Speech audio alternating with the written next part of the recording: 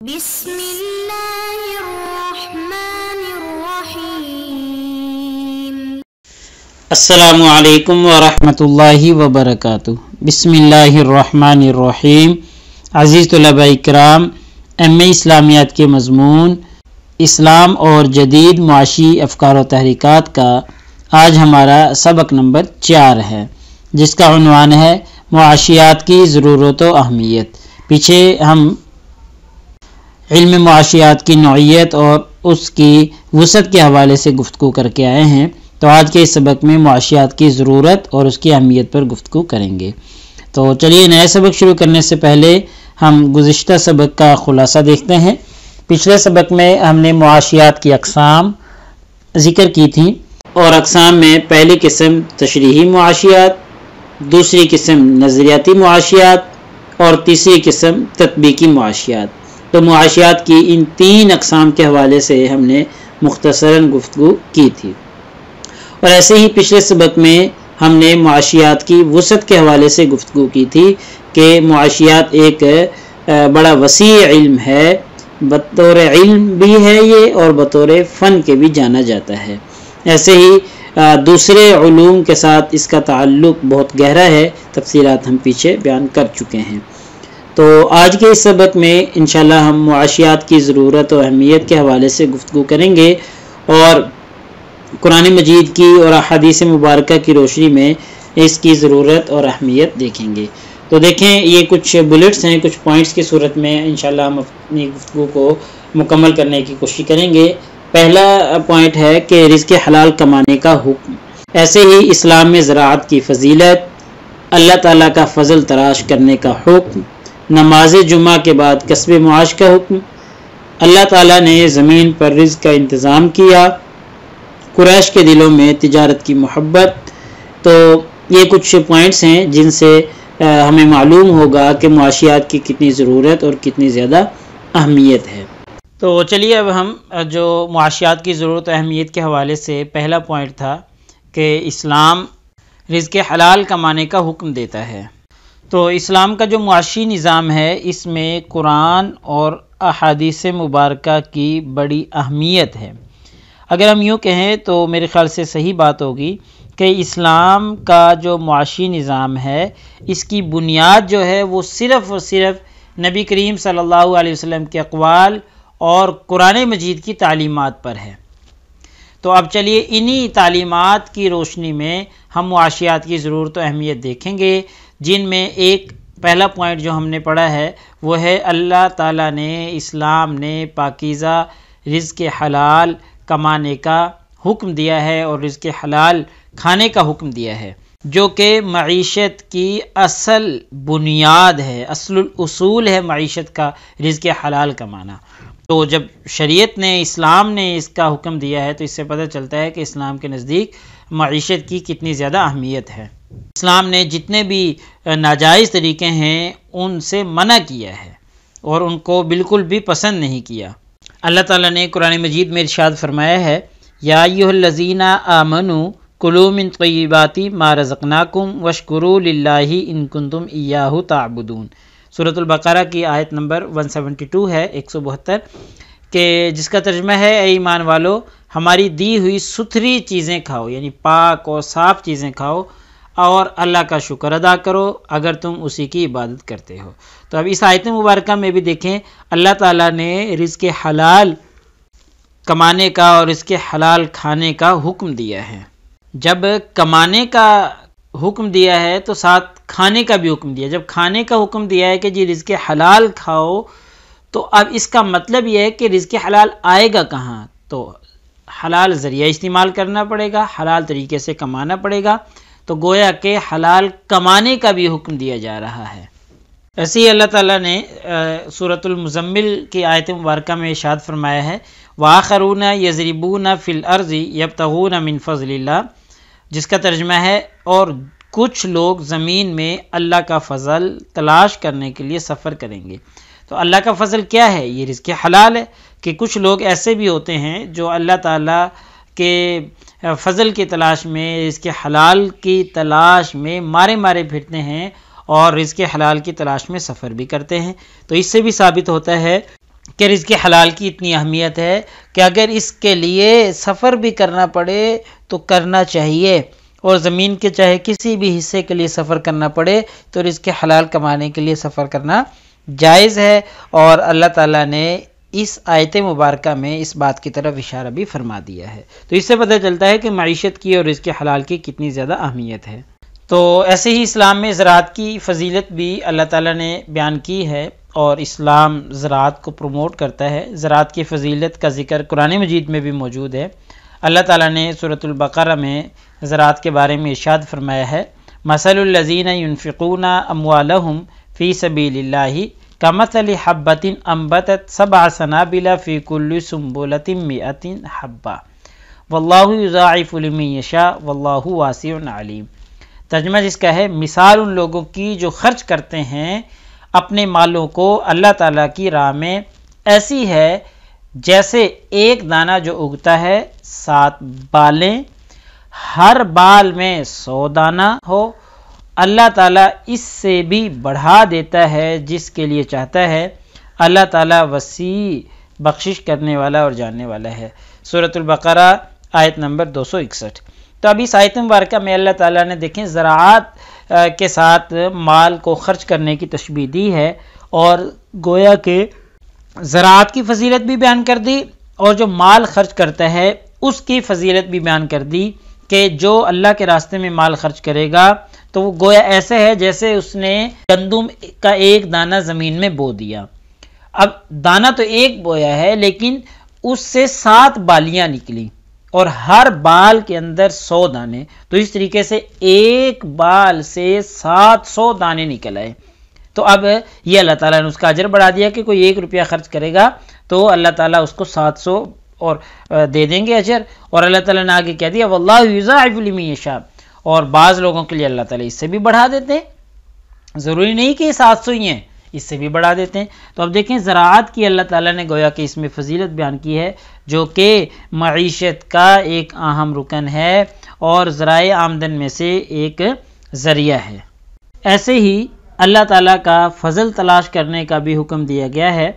اللہ تعالیٰ نے قرآن مجید میں سورہ بنی اسرائیل میں ارشاد فرمایا ہے، ربکم الذی یزی لکم الفلک فی البحر لتبتغوا من فضلہ انہ کان بکم رحیما، جس کا ترجمہ یہ ہے کہ وہ تمہارا رب ہے جو تمہارے لیے زمین میں کشتیاں چلاتا ہے سمندر میں تاکہ تم اللہ تعالیٰ کا فضل تلاش کر سکو، بے شک وہ تمہارے ساتھ رحم فرمانے والا ہے۔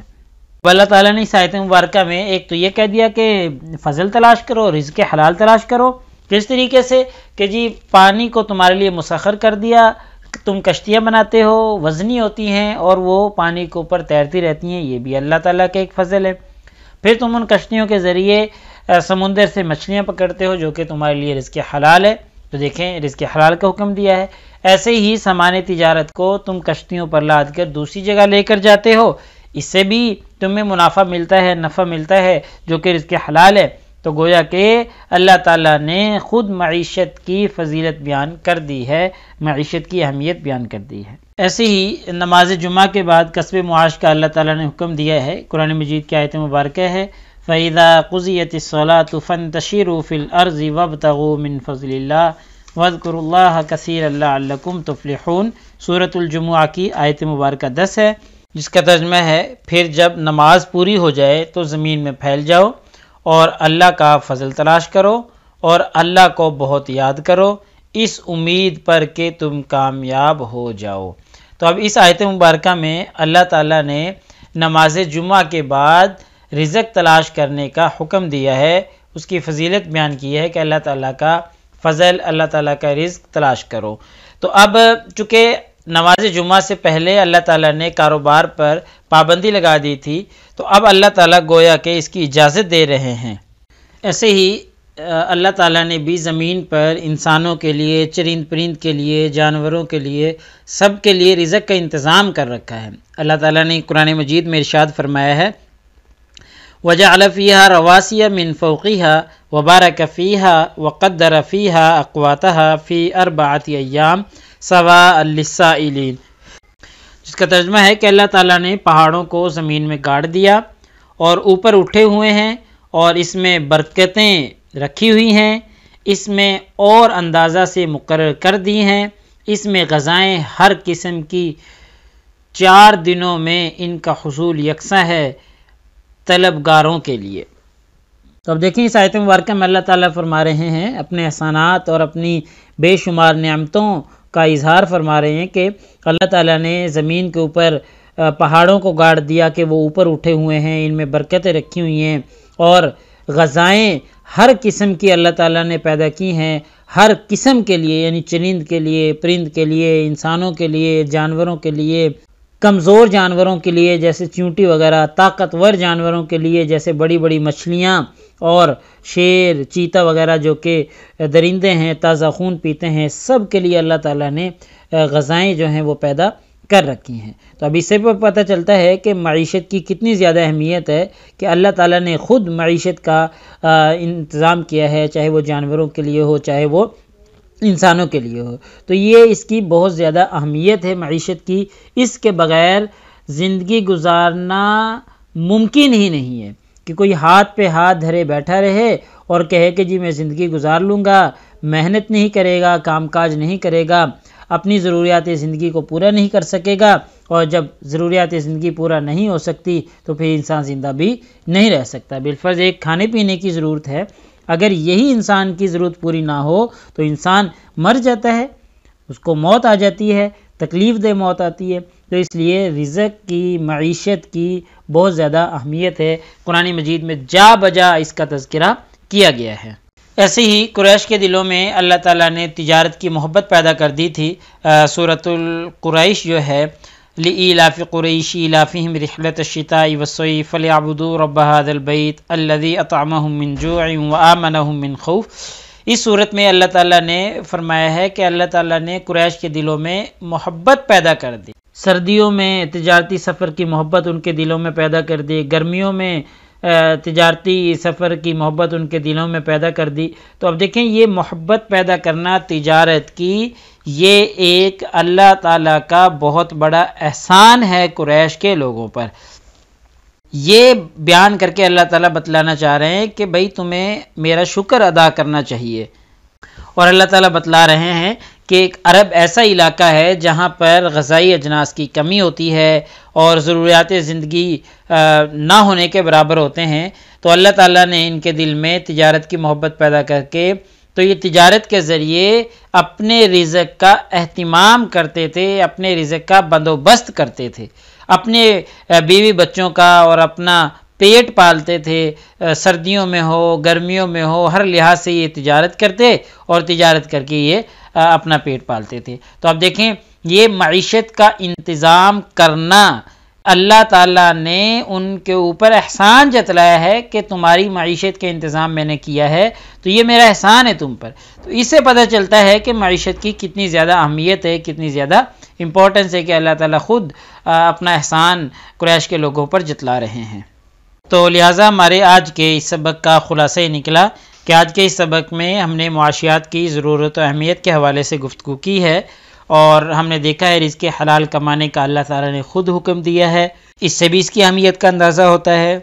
ایسے ہی زراعت جو کہ ایک ذریعہ آمدن ہے، اس کا اللہ تعالیٰ نے حکم دیا ہے، اس کی فضیلت بیان کی ہے، تو اس سے بھی اندازہ ہوتا ہے کہ معیشت کی کتنی زیادہ اہمیت ہے کہ جب اس کے ایک ذریعہ کی فضیلت بیان کی جا رہی ہے۔ اللہ تعالیٰ کا فضل تلاش کرنے کا حکم اللہ تعالیٰ نے خود دیا ہے کہ جی رزق حلال تلاش کرو۔ ایسے ہی نماز جمعہ کے بعد رزق حلال کے لیے، کسب معاش کے لیے اللہ تعالیٰ نے جانے کا حکم دیا ہے باقاعدہ کہ نماز جمعہ کے بعد پھر رزق حلال کی تلاش میں نکل کھڑے ہو۔ ایسے ہی اللہ تعالیٰ نے خود حکم دیا ہے کہ اللہ تعالیٰ نے زمین پر رزق کا انتظام کیا ہے، قریش والوں کے دلوں میں تجارت کی محبت پیدا کی ہے جو کہ ایک ذریعہ معاش ہے۔ تو اس طریقے سے آج کے سبق میں ہم نے ضرورت و اہمیت کے حوالے سے گفتگو کی ہے۔ تو سوال یہی ہے کہ جی اسلامی معاشیات کی تعریف کریں، اس کے آغاز و ارتقاء پر بحث کریں، اس کی اقسام کی وضاحت کریں، اور ساتھ میں یہ اقسام کی جگہ یہ بھی پوچھ لیا جاتا ہے کہ جی اس کی ضرورت و اہمیت کے حوالے سے گفتگو کریں یا اس کی ضرورت و اہمیت پر نوٹ لکھیں، تو کسی بھی اسٹیٹمنٹ کے ساتھ سوال پوچھا جا سکتا ہے۔